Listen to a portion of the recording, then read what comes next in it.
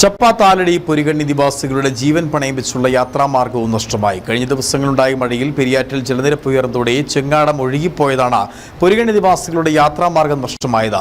മഴയിൽ വലിയ മരത്തടി ചെങ്ങാടത്തിന്റെ കമ്പിയിലിടിച്ചാണ് ചെങ്ങാടം ഒഴുകിപ്പോയത്. 2018 പ്രളയത്തിൽ ഇവരുടെ നടപ്പാലവും ഒഴുകിപ്പോയിരുന്നു. പിന്നീട് ജീവൻ പണയം വെച്ചാണ് പൊരികണ്ണി നിവാസികൾ പെരിയാർ മുറിച്ചു കടന്നിരുന്നത്. ഇപ്പോൾ ചെങ്ങാടം കൂടി നഷ്ടമായതോടെ സ്കൂൾ കുട്ടികളടക്കമുള്ളവരുടെ യാത്ര ദുരിതപൂർണമായിരിക്കുകയാണ്.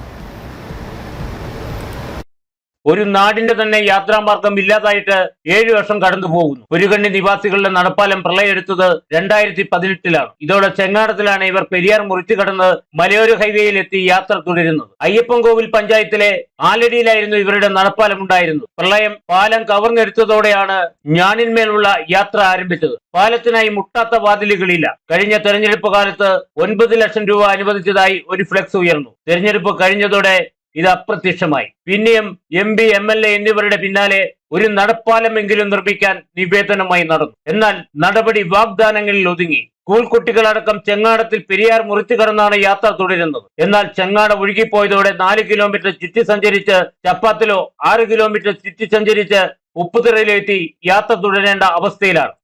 പാലം പൊളിഞ്ഞു പോവുകയും 150 കുടുംബക്കാർ തിങ്ങിപ്പാർക്കുന്ന മേഖലയിൽ എല്ലാ ജനപ്രതിനിധികളും അന്നത്തെ MLA പീരുമേട് MLA ബിജുമോൾ 9.5 കോടി പ്രഖ്യാപിച്ചു പോയതല്ലാതെ പിന്നെയൊന്നും കിട്ടിയിട്ടില്ല. രണ്ടാമത് വന്ന MLA വാഴൂസോമൻ MLA 30 കോടിയുടെ ചെക്ക് ഡാം ഇവിടെ പണിയെന്ന് പറഞ്ഞു. ഈ വഴി കണ്ടില്ല. കഴിഞ്ഞ 2020 തെരഞ്ഞെടുപ്പിൽ ഇടുക്കി MPയോട് ഈ ആൾക്കാർ നിവേദനം കൊടുക്കുകയും അദ്ദേഹത്തിന് വേണ്ടി 250 രൂപ മുടക്കി പുതുക്കടയിൽ പോയി വോട്ട് ചെയ്ത് വിജയിപ്പിക്കുകയും ചെയ്ത് ഏറ്റവും ഭൂരിപക്ഷം കിട്ടിയ 2 വാർഡുകളാണിത്. ആ മനുഷ്യനോട് പരാതി കൊടുത്തപ്പോൾ ഈ പ്രാവശ്യം ജയിച്ചു കഴിഞ്ഞ് വന്നപ്പോൾ ഞാൻ പേരുടെ പരിഗണനയിൽ ഈ പാലം ഉണ്ടെന്നാണ് പറഞ്ഞത്.